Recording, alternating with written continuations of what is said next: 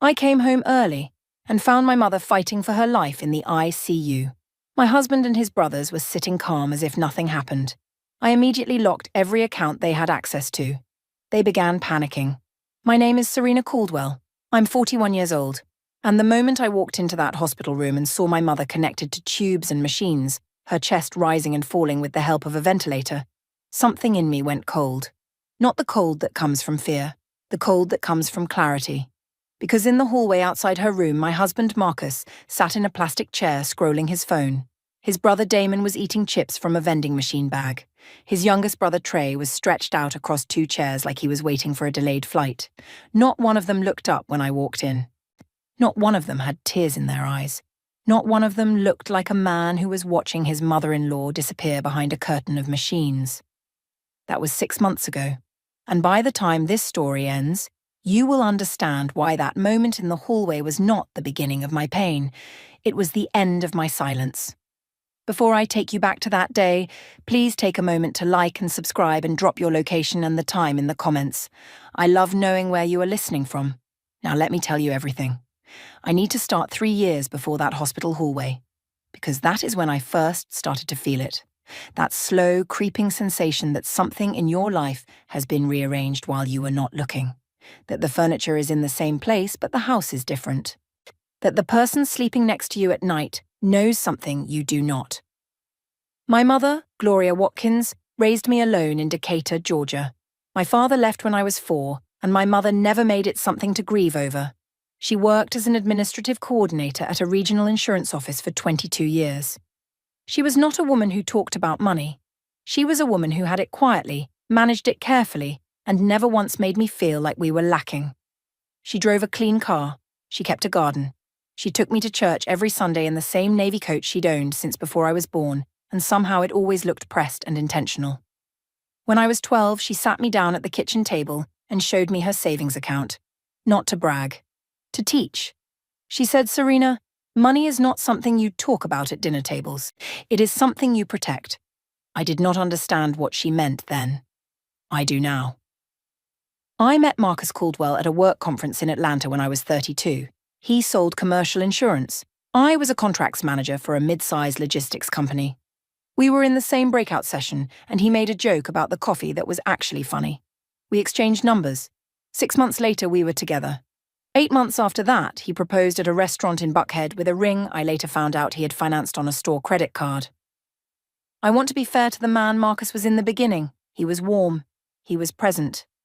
He remembered things I mentioned in passing and brought them back up weeks later. He laughed easily and he made my mother laugh, which was not a simple thing to do. Gloria Watkins had a precise, unhurried way of forming opinions about people, and her first impression of Marcus was that he was charming.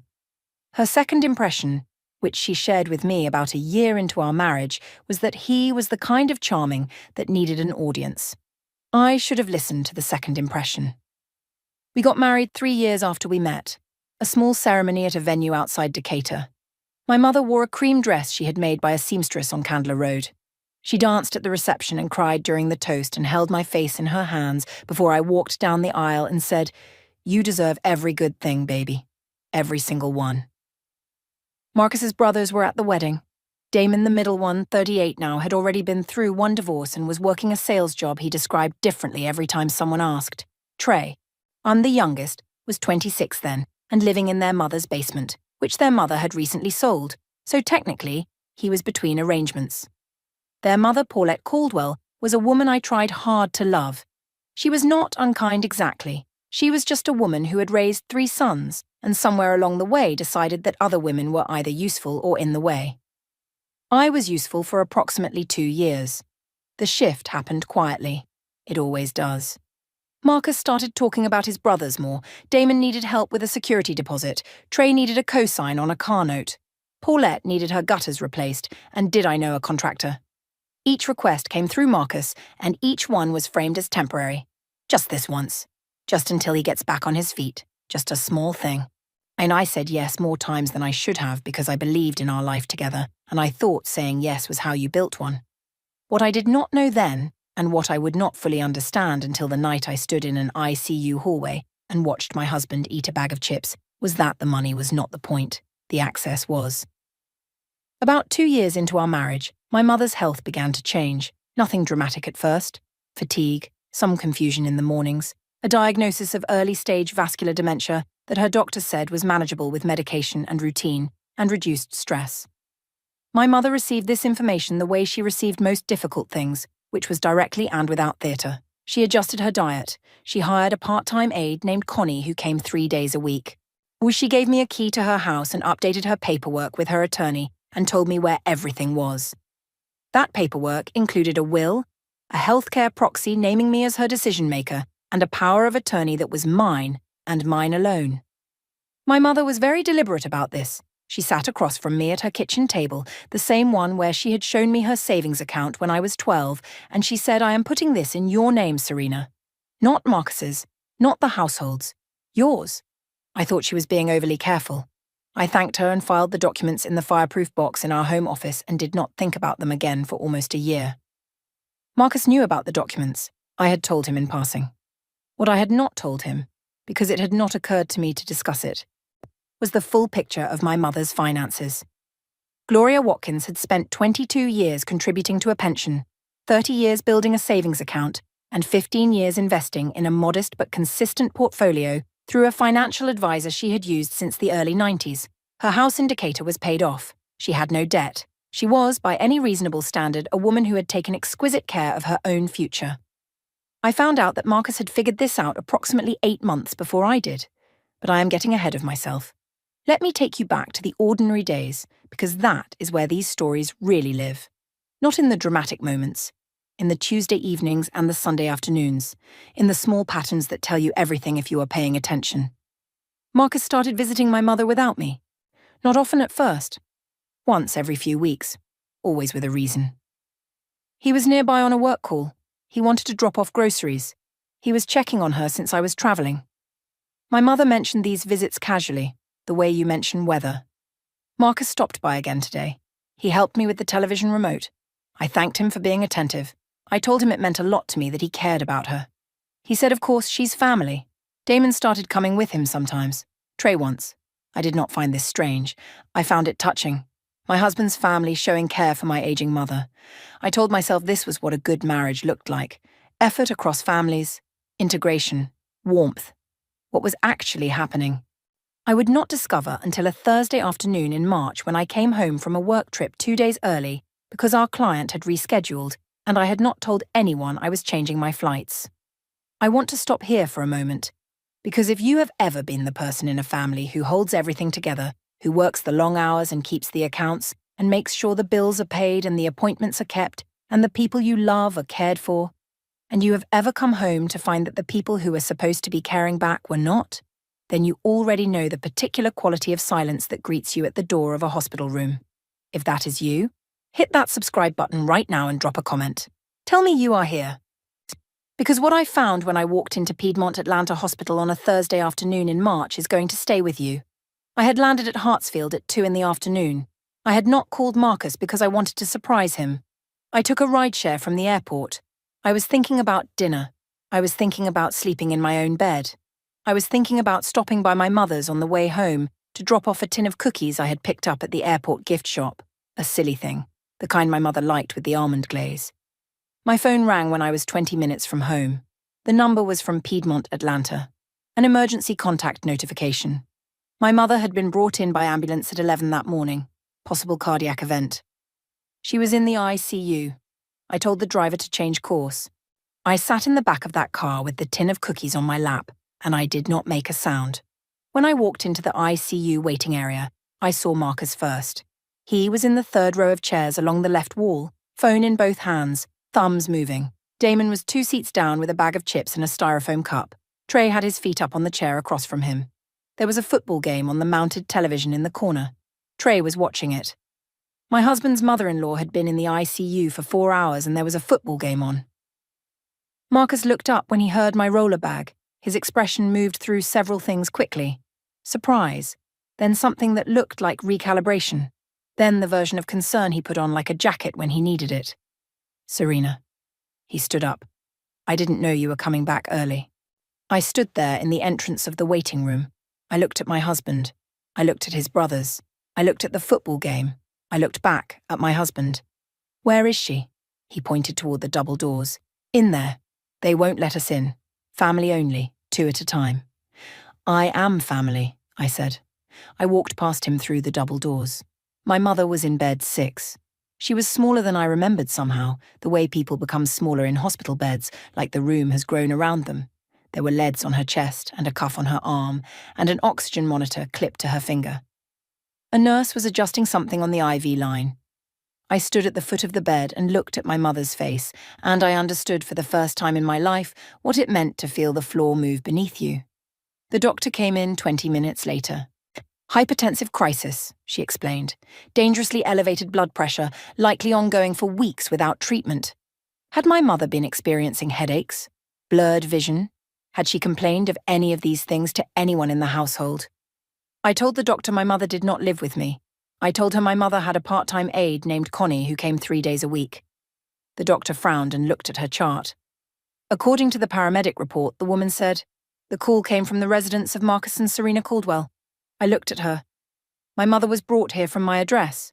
The doctor confirmed it. According to the notes, Gloria Watkins had been staying at the Caldwell residence for approximately 6 weeks. The aide, Connie, had not been notified of the change in living arrangements. I sat down in the chair beside my mother's bed. I held her hand. The monitor beeped. I stayed very still and I breathed, and I thought about 6 weeks, and I thought about Connie, and I thought about a power of attorney that was in a fireproof box in my home office, and I thought about my husband in the waiting room watching football. I need you to subscribe right now and tell me in the comments if you have ever been blindsided by someone you trusted completely. Because what I did next, I still think about it at least once every single day. I did not go back to the waiting room. Not right away. I sat with my mother for 2 hours while she slept. I spoke to 3 different nurses. I asked questions. I took notes in my phone. I called Connie. So who told me she had not been to my mother's house in 6 weeks because Marcus had called her and told her Gloria had gone to stay with a cousin and her services would not be needed for a while. Connie had called my mother's cell twice and gotten no answer. She had assumed Gloria was simply resting and did not want to be disturbed. She sounded shaken when I told her where my mother actually was. Then I called my mother's financial advisor. His name was Raymond Chu, and he had been managing her accounts since 1996. I had his number in my phone because my mother had added me to the account as an authorized contact 2 years prior. I called him from the hospital corridor at 6:47 in the evening. He answered on the second ring. I told him who I was. I told him where I was calling from. Then I asked him to tell me about any account activity in the past 6 weeks. There was a pause, the kind that has weight. Then Raymond told me that over the past 41 days, there had been 5 withdrawal requests from Gloria's liquid savings account, not small ones. The total across all 5 came to $64,000. Each request had been made in person. Each one had been accompanied by a letter of authorization. Raymond said the letters had been signed by Gloria Watkins and countersigned by an authorized party. The authorized party was Marcus Caldwell. I stood in that hospital corridor for a long time after Raymond finished talking. The fluorescent lights hummed. A cart rolled past. Someone was paging a doctor over the intercom. I looked down at my shoes, the same ones I had worn onto the plane in Dallas 2 days ago. And I thought about my mother at the kitchen table. Money is something you protect. I went back to the waiting room. Marcus stood up when he saw me. He had switched to a different chair. Damon had fallen asleep. Trey was still watching whatever was on the television. "How is she?" Marcus said. I looked at my husband. I had been married to this man for 6 years. I had paid bills with him and argued about paint colors with him and sat across from him at 100 dinners. I knew the shape of his face in the dark. I knew which side of the bed he preferred. I knew the particular tone his voice took when he was performing concern versus when he was feeling it. He was performing. "She is stable," I said. "I need to go home for a few things." "I'll come with you," he said. "No," I said. "Stay with her. You've already been here all day." He nodded. He sat back down. He picked up his phone. I walked to the parking structure, got in my car, and drove home. And I want to tell you about the next 3 hours, because this is where everything changed. I walked into my house at 8:15 in the evening. My mother's reading glasses were on the side table in the living room. Her house slippers were next to the couch. Her cardigan, the green one with the wooden buttons, was folded over the arm of the chair she always sat in when she visited. She had not been a visitor. She had been living here for 6 weeks. I went to the Home Office. I opened the fireproof box. The power of attorney was there. The healthcare proxy was there. The will was there. All intact. All in my name. I sat at the desk and I opened my laptop. I spent the next 2.5 hours doing what I do professionally. I am a contracts manager. I read fine print for a living. I trace language. I identify gaps. I called Raymond back at 9:30 and we spoke for 40 minutes. I called my mother's attorney, a woman named Diane Osei, who had drafted all the original documents, and I left her a message. I looked up the withdrawal authorization letters Raymond had described and confirmed what I suspected. Marcus had used a generic power of attorney template, not the one my mother had filed. The signature on the letters did not match my mother's current signature. She had developed a slight tremor in the past year. These signatures were smooth. Practiced. Then I opened our joint banking app, and I opened the business account Marcus had set up 2 years prior for a side consulting project he had described to me as occasional. The account I had never had cause to look closely at. The account where, over the past 41 days, 5 deposits had been made, totaling $64,000. I closed the app. I sat in the quiet of my home office, and I looked at my mother's cardigan on the chair in the living room. I thought about Connie being told not to come. I thought about Marcus visiting my mother alone. I thought about his brothers in those waiting room chairs. I thought about 6 weeks of my mother in my house without me knowing. I thought about a hypertensive crisis and a doctor asking whether anyone had noticed symptoms. I thought about chip bags and football games. Then I picked up my phone and I started locking accounts. I want to be clear about what I did and what I did not do. I did not act out of anger. I acted out of information. There is a difference, and it matters. I called our bank's after-hours fraud line and reported unauthorized activity on the joint account. I transferred my half of the joint savings to a separate account in my name only, which I was legally entitled to do. I removed Marcus's authorization from the 2 household accounts his name had been added to over the years. I called the credit card company and had his supplementary card suspended pending review. Then I called Raymond Chu one final time and told him to freeze all activity on my mother's accounts effective immediately. Nothing in, nothing out, until further notice. Raymond said he would have the paperwork processed first thing in the morning. I sat back in the chair. The house was quiet. The green cardigan was still on the arm of the chair. I looked at it for a long time. My phone started ringing at 11:43. Marcus. I let it ring. He called again. I let it ring again. Then Damon called. Then an unknown number that I assumed was Trey calling from someone else's phone. Then Marcus again. Then Damon again. 6 calls in 11 minutes. I turned the phone face down on the desk. I went to the kitchen and made a cup of tea the way my mother taught me, loose leaf in a strainer, a small spoon of honey, 2 minutes exactly. I stood at the kitchen window and drank it slowly. At 12:22, Marcus came home. I heard the front door, his footsteps in the hallway, the way he stopped when he reached the living room, probably seeing the light from the office. I did not go out to meet him. I stayed at the kitchen window. He appeared in the kitchen doorway. His tie was loosened. His face was doing several things at once. "My cards aren't working," he said. I turned to look at him. "I know," I said. The pause that followed was the longest pause I have ever shared with another person. I could hear the refrigerator. I could hear a car pass outside. Serena. His voice dropped into the register he used when he was trying to be my husband, and not a man who had done something. "Whatever you think you know." "Raymond Chu called me back," I said. "I know about the withdrawals, I know about the authorization letters, I know about the deposits, I know about my mother in this house for 6 weeks without Connie, I know about the aide you called off." I picked up my tea, and I know that she was having symptoms for weeks and nobody called me. He stood in the doorway, his mouth opened, closed. He looked at me the way people look at a floor they did not know how to drop on the other side. "She wanted to help us," he said finally. "She offered." I set my cup down. "My mother," I said, "is in the ICU. She is on a ventilator. She has been in a hypertensive crisis. Her blood pressure has been dangerous for weeks. And you called off her aide and brought her to this house and withdrew $64,000 from her accounts and did not tell me she was sick." He pressed both hands flat against the doorframe, a gesture I had seen before, the one that meant he was trying to find an angle. "It was a loan, Serena. We were going to pay it back. A loan requires the knowledge of the person lending it." I kept my voice even. I did not raise it. I had spent the last 4 hours being precise, and I was not going to stop now. Those letters were not authorized by my mother's legitimate power of attorney. That is my designation. Not yours. What you did was not a loan. And her being in this house for 6 weeks without her aid and without her medication being properly monitored while you were managing her finances is not caretaking. It is the reason she is in the ICU. Marcus stood in my kitchen doorway and I watched him make calculations. I had seen him make calculations before. Usually they ended with something plausible, some version of a story that almost made sense if you didn't look too closely. This time he had no version. There was no angle on $64,000 and a woman on a ventilator. Damon and Trey, he said quietly. They needed money. The accounts were just sitting there. She wasn't spending it. I was going to replace it before... Before what? I said. Before she noticed. Before I came back. He did not answer. I told him he could stay in the guest room that night because it was late and I was not going to have a conversation that went in circles. I told him that in the morning I would be retaining an attorney and that Diane Osei was already aware of the situation.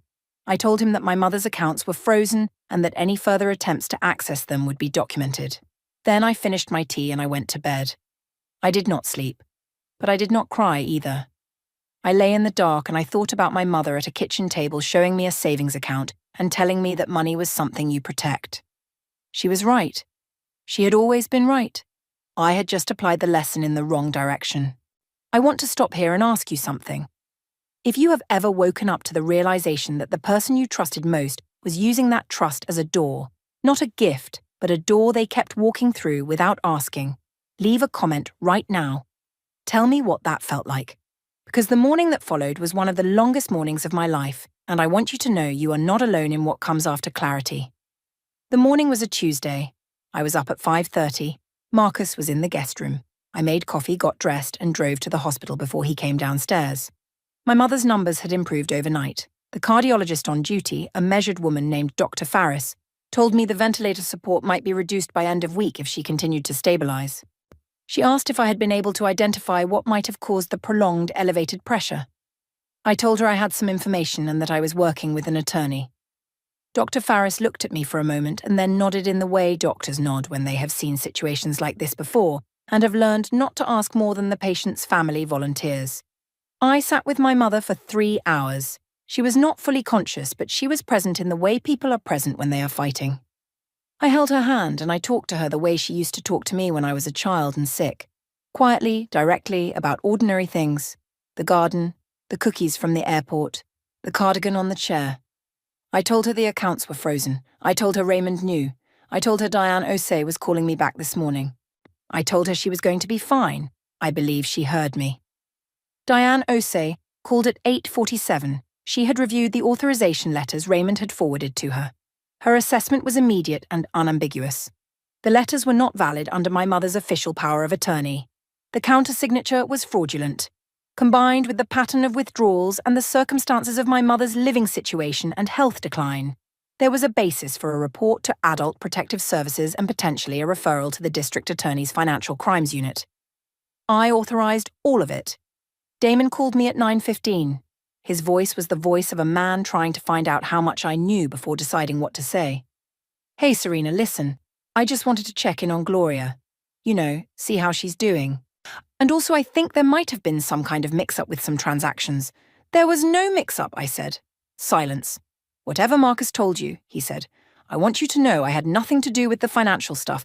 I was just there to visit, you know, spend time with... The deposits to the consulting account are documented, I said. Raymond has the records.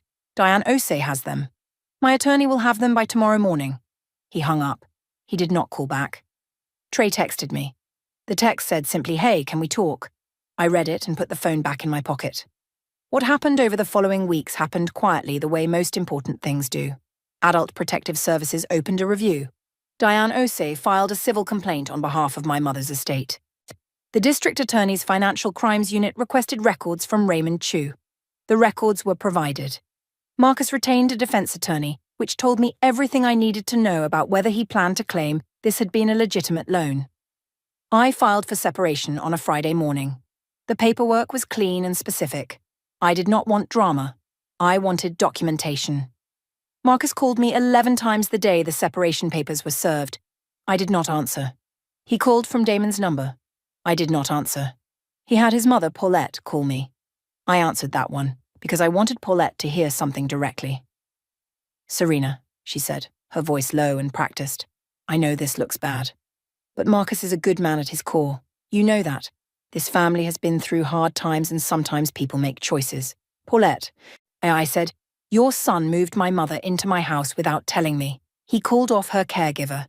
He used her declining health and her trust to take $64,000 from her accounts while she was in no position to give informed consent. She is in the ICU. She almost died." The line went quiet. "That is what this family did," I said. "I hope you understand what I mean when I say that is not something I can work with." Paulette did not respond. She ended the call. I went back to the hospital. My mother came off ventilator support on a Thursday. The first full sentence she said to me, in a voice that was rough and small but entirely hers, was, "Did you get the cookies?" I laughed for the first time in 2 weeks. "I brought them," I said. "They're in my bag." She held out her hand. And I gave her a cookie with almond glaze, and I watched her eat it, and the monitor beeped steadily, and the afternoon light came through the window at the angle it does in March, and I thought, you are still here. And that is enough, and everything else is paperwork.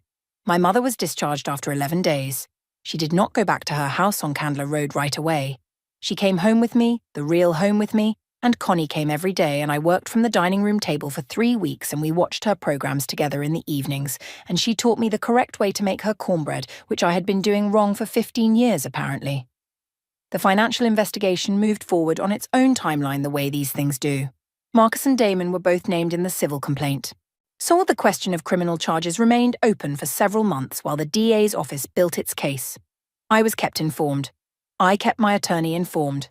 I showed up to every deposition and every records request, with everything organised and nothing missing. Marcus tried once more. A letter this time, handwritten. The kind of letter that is designed to remind you of who someone used to be before they showed you who they are. He wrote about the early years. He wrote about the conference in Atlanta. He wrote about being a different man now.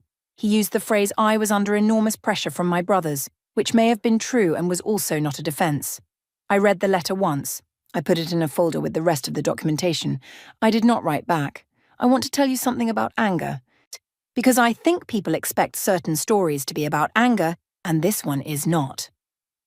When I walked into that waiting room and saw my husband scrolling his phone while my mother was on a ventilator, I did not feel rage. I felt the specific clarifying grief of recognizing something that has always been true. The way you feel when a fog lifts and you see that the road was always going in this direction. The grief is not about the destination. It is about all the miles you drove in the fog thinking you were somewhere else. Marcus was not a monster. He was a man who had married a woman with resources and spent 6 years quietly believing those resources were something he was entitled to manage. He was a man whose family had leaned on him, and he had learned to lean on whoever was closest. He was a man who had looked at my mother, a 71-year-old woman with a dementia diagnosis and no one watching closely, and made a calculation. I do not hate him. I do not think about him very much anymore. I think about my mother and her cornbread and the way she held out her hand for that cookie after 11 days on machines. I think about Raymond Chu's pause on the phone in that hospital corridor. I think about Diane Osie's voice, steady and certain, saying, "This is not ambiguous, Serena." I think about what it means to be the person your mother trusted with the fireproof box. My mother is back in her house on Candler Road now. Connie comes 5 days a week. I have a key and I use it every Sunday. We sit in her kitchen, the same one with the table from when I was 12, and we drink tea and she asks about work and I ask about her garden, and sometimes she mentions Marcus the way you mention weather, something that was once significant and is now simply past. She told me recently that she had known something was wrong when Marcus started visiting so often. She said she had not wanted to worry me. She said she had thought she was being managed, but had not known how to name it. She said, "Serena, I should have called you sooner." "Mom," I said, "you called me by getting sick, and I will never forgive myself for not being closer to see it." She put her hand on mine the same way she did when I was 4, and my father left, and when I was 12 at the kitchen table, and when I was walking down the aisle in that venue outside Decatur. The same hand that has held every version of me. "You came home," she said. "That's what matters." The civil case settled in October. The details are not mine to share publicly, but I will tell you that my mother's accounts were made whole. that Connie still comes 5 days a week and the garden is doing well, that I sleep in my own house without anyone in the guest room and the quiet is mine, and I have learned to call it peace instead of absence. I want to say one thing before I close, and I want you to hear it clearly. The power of attorney in that fireproof box was never just a document. It was my mother's way of telling me she trusted me completely. She spent 22 years and 30 years and 15 years building something safe, and she handed it to me in a kitchen on a Tuesday afternoon, and I almost let someone convince me it was a shared resource.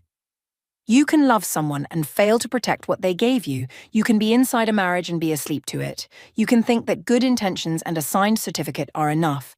They are not enough. Attention is what protects the people you love. Showing up is what protects the people you love.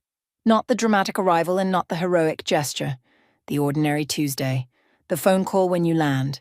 The question asked with your whole face and not just your mouth. I came home early and I found my mother in the ICU and my husband scrolling his phone, and I understood in that moment that the story I had been telling myself about my marriage was not the one that had been happening. And I did what my mother taught me. I protected what mattered. If you are sitting somewhere right now and something in this story felt like something you already know, leave a comment. Tell me you are here. Tell me your version of the Tuesday you came home early. And if today is the day you are going to do what needs doing, I hope this helped. Thank you for listening all the way to the end. It means more than you know.